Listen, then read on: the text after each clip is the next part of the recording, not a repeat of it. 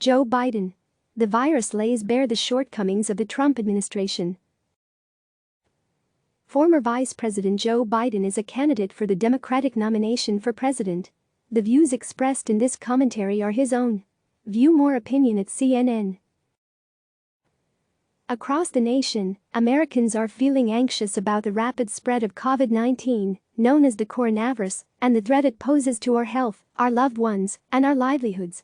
In response, Americans are stepping up. Doctors, nurses, and first responders are putting themselves on the line to care for those who are sick. Schools, businesses, and organizations are canceling classes and events, and individuals are making personal sacrifices, including self-quarantining, to slow the spread of the virus.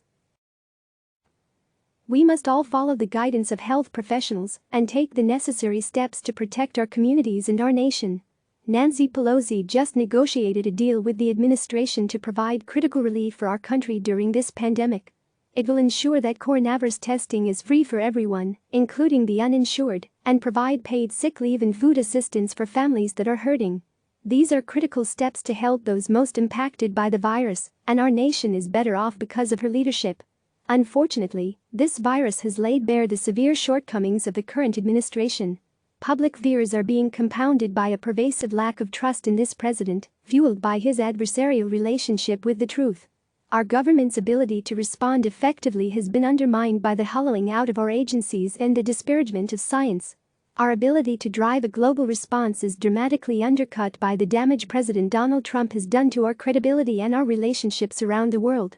And just yesterday, Trump flatly refused to take responsibility for the failure of testing to date. When asked a legitimate public health question, he said, "No, I don't take responsibility at all. It is the job of the president to take responsibility, and his response is unacceptable. We have to get to work immediately to dig ourselves out of this hole."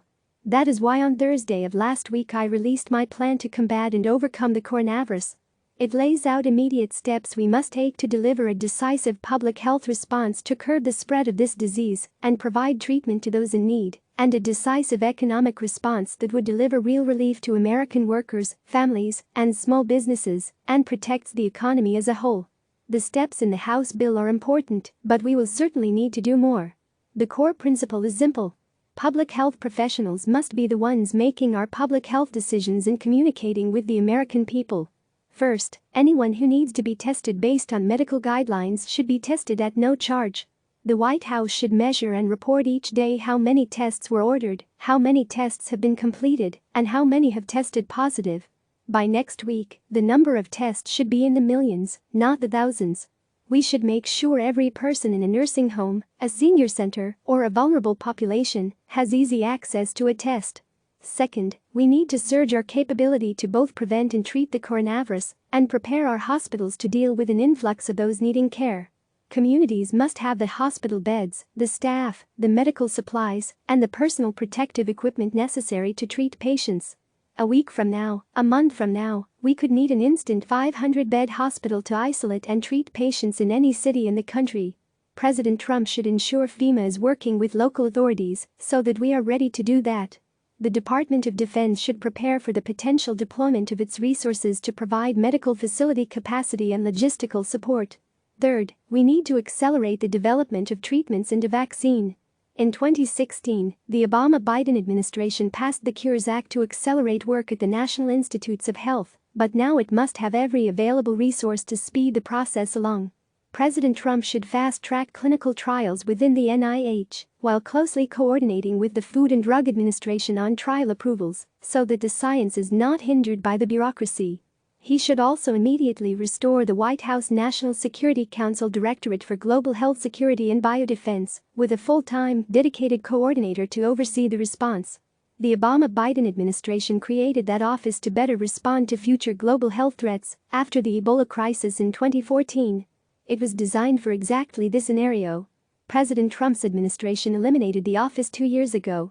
We must also face the second half of the challenge, the economic pain the coronavirus will cause in our country. We must do whatever it takes and spend whatever it takes to deliver relief for our families and ensure the stability of our economy. This crisis will hit everyone, but it will hit folks who live paycheck to paycheck the hardest, including working people and seniors. Another tax cut to Google or Goldman Sachs or millionaires won't get the job done. We need to place our focus on those who will struggle just to get by.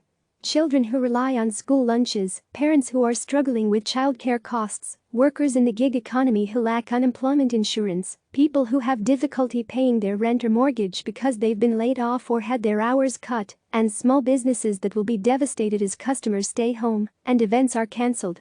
We need to give them relief. And it is a national disgrace that millions of our fellow citizens do not have a single day of paid sick leave. We will never fully solve this problem if we are unwilling to look beyond our own borders and engage fully with the world. A disease that starts any place on the planet can be on a plane to any city on Earth a few hours later.